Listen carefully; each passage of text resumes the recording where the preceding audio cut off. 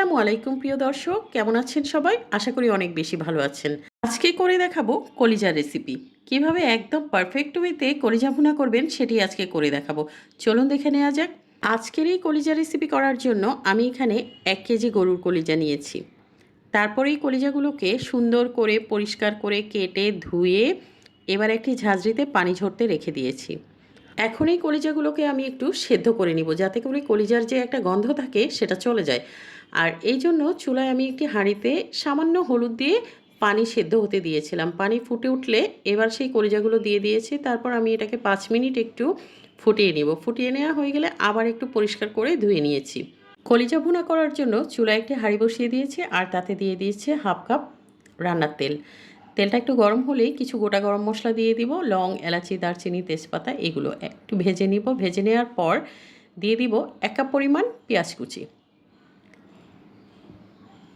পেঁয়াজটা দেওয়া হয়ে গেলে পেঁয়াজটাকে একটু নেড়েচেড়ে 1 মিনিট ভেজে নেব। পেঁয়াজটাকে আমি খুব নরম করে ভেজে নিয়েছি, লাল করিনি।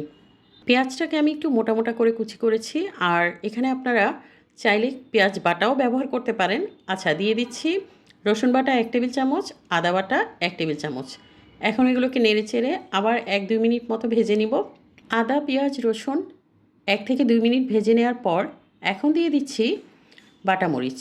আজকে আমি মরিচ বাটা ব্যবহার করেছি, আপনারা এখানে লাল মরিচ গুঁড়ো ব্যবহার করতে পারেন।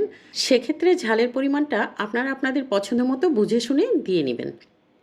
এবারে বাটা মরিচটাকেও আমি পেঁয়াজ, আদা, রসুনের সাথে একটু ভালো মতো 2 থেকে 3 মিনিট ভেজে নিব।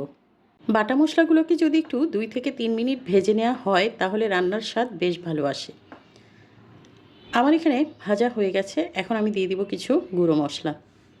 প্রথমেই দিয়ে দিচ্ছি 1 চা চামচ লবণ, 1 চা চামচ হলুদ গুঁড়ো, 1 চা চামচ ধনে গুঁড়া, 1 চা চামচ জিরা গুঁড়া। এবার এগুলোকেও সেই বাটা মশলার সাথে আবার একটু ভালো মতো ভেজে নিব।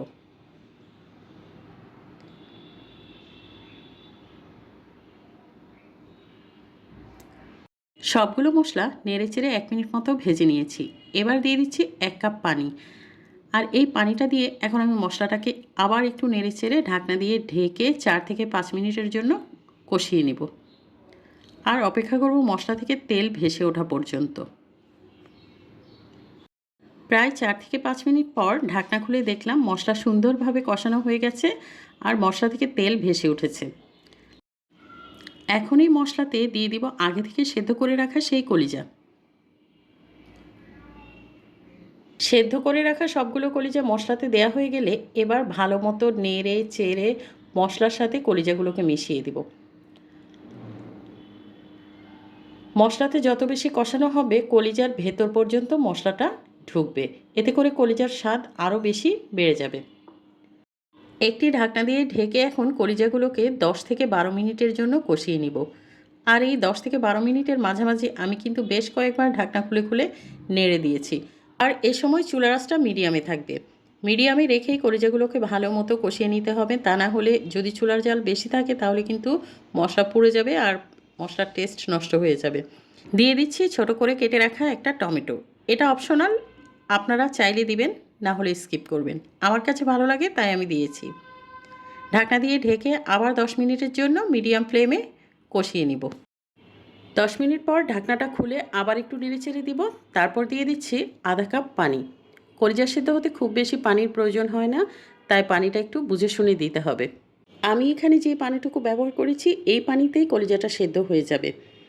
ঢাকনা খুলে মাঝে মাঝে একটু নেড়েচেড়ে দিতে হবে, তা না হলে মশলা তলানিতে লেগে যেতে পারে। এবার দিয়ে দিচ্ছি গরম মশলার গুঁড়ি 2 চা চামচ। দিয়ে দিচ্ছি 7-8টি কাঁচামরিচ। কাঁচামরিচটাও আপনারা আপনাদের পছন্দ মতো কম বেশি দিতে পারেন।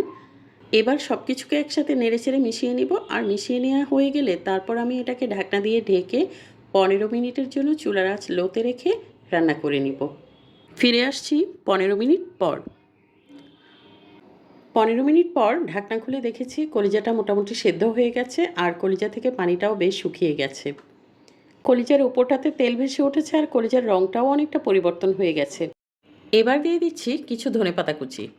আর এই ধনেপাতা কুচিটা দেওয়ার পর একটু নেড়ে চেড়ে 2 থেকে 3 মিনিট রান্না করে নিলেই তৈরি হয়ে যাবে সুস্বাদু কলিজা ভুনা। চুলা থেকে নামানোর আগে অবশ্যই একবার লবণটা চেক করে নেবেন। যদি কম হয়ে থাকে তাহলে আরেকবার দিয়ে নিতে পারেন। কলিজা ভুনা রান্না হয়ে গেছে, দেখেন কতটা লোভনীয় হয়েছে। এটাকে আমি এখন চুলা থেকে নামিয়ে সার্ভ করে নেব। প্রিয় দর্শক, তৈরি হয়ে গেল দারুণ মজার কলিজা ভুনা।